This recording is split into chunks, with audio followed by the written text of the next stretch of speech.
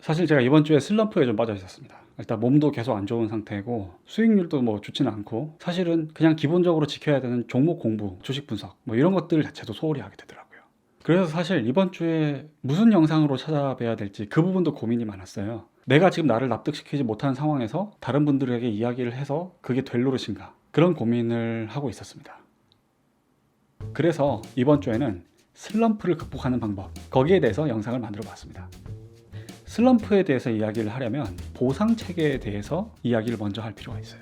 우리는 특정한 인풋이 특정한 아웃풋을 만든다는 기본적인 메커니즘을 믿고 있어요. 공부를 열심히 하면 시험 성적이 올라간다. 운동을 열심히 하면 몸짱이 될 수 있다. 게임을 열심히 하면 레벨이 올라간다. 그런데 우리는 원시적인 본성을 갖고 있기 때문에 들이는 노력과 그에 대한 결과가 명확하고 즉각적이길 바라는 경향이 있어요. 슬럼프는 어떨 때 생길까요? A라는 걸 달성하기 위해서 X를 열심히 하면 된다, 이런 믿음이 생겼는데 이 X를 아무리 열심히 해도 A가 달성이 안 되는 거예요. 시간이 지나도 보상이 나타나지 않으니까 보상 체계에 대한 균열이 생기기 시작한 거죠. 사람들이 왜 게임에 쉽게 중독이 될까요? 사실 이 게임이라는 게 보상 체계를 굉장히 파편화시키고 명확화시킨 그런 사회 시스템의 축소판이라고 볼 수가 있어요. 플레이 시간이나 과금량이 늘어날수록 레벨 상승이 명확하게 드러나고 그에 따른 심리적인 보상 효과를 빠르게 받을 수가 있어요. 이런 명확한 성취감 때문에 게임이 재밌는 거예요. 그런데 인생에서 좀 큰 성취들 있잖아요. 예를 들어서 커리어의 성공이나 자산의 증식 같은 이런 것들은 보상 체계가 명확하고 신속하지가 않아요. 큰 성취를 목표로 할수록 인풋과 아웃풋의 연관관계가 흐릿한 경우가 많아요. 그리고 이 관계의 흐릿함은 대부분 시간 차이에서 나오는 경우가 많아요.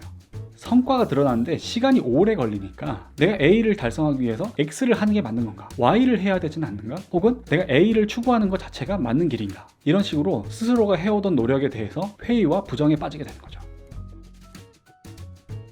이런 현상을 극복하기 위해서, 그러니까 지금 당장 제 문제를 해결하기 위해서 어떤 방법을 써야 될지에 대해서 고민을 해봤어요. A와 B 사이에 험준한 시차가 존재하고 있다. 이런 데서 오는 슬럼프를 극복하려면 이 험준한 거리 사이에 징검다리를 놓아줘야 돼요. 작은 성취에서 오는 성취감을 큰 성취를 위해서 존버하는 영양분으로 만들어주는 거죠. 처음부터 큰 목표를 떠올리면 근처에 다다르기도 전에 슬럼프에 빠지게 돼요.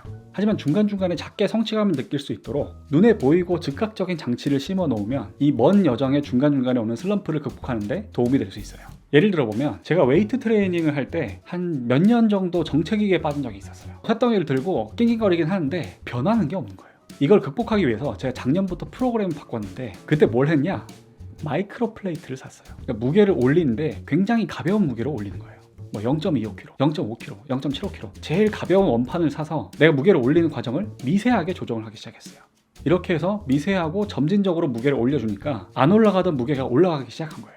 제가 작년 8월에 인클라인 벤치프레스를 55kg을 5번 드는 걸로 시작을 했는데 거의 1년이 지난 지금 최근 기록이 72kg을 5번 들 수 있게 되었어요. 한 몇 년 동안 아무리 발버둥쳐도 무게가 안 올라갔는데 1년 사이에 갑자기 확 오르더라는 거죠. 네, 주식이었으면 연수익률 30.9%가 되는 거죠.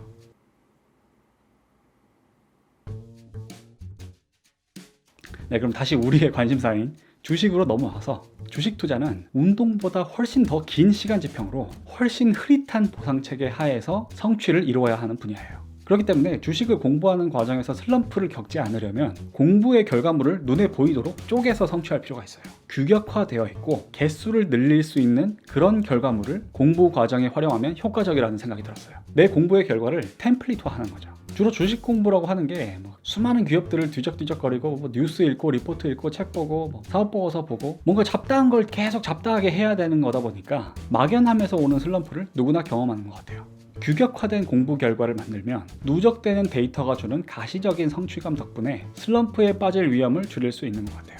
많은 투자 선배님들이 기업 분석 보고서를 직접 써봐라 이런 식으로 말씀하시는 게 이런 숨겨진 효과도 있는 것 같아요. 내가 분석한 기업마다 무조건 수익이 나지 않아도 공부 결과 자체가 눈에 보이는 데이터로 누적이 되면 이 누적 자체가 주는 성취감이 공부를 꾸준히 하게 되는 원동력이 될 수 있는 것 같아요.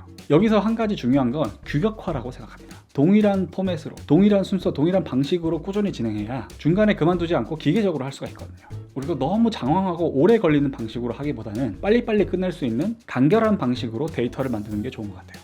꼭 매수를 하기 위한 목적이 아니더라도 이렇게 기업 분석 자료를 쌓아 놓으면 나중에 투자 기회를 발굴하기 쉬워지고 좀 더 인덱스한 리서치를 위한 종목군을 형성할 수 있고, 마지막으로 요즘같이 힘든 시기에 슬럼프를 극복할 수 있는 리추얼로 활용할 수 있지 않을까, 그런 생각을 해봤습니다.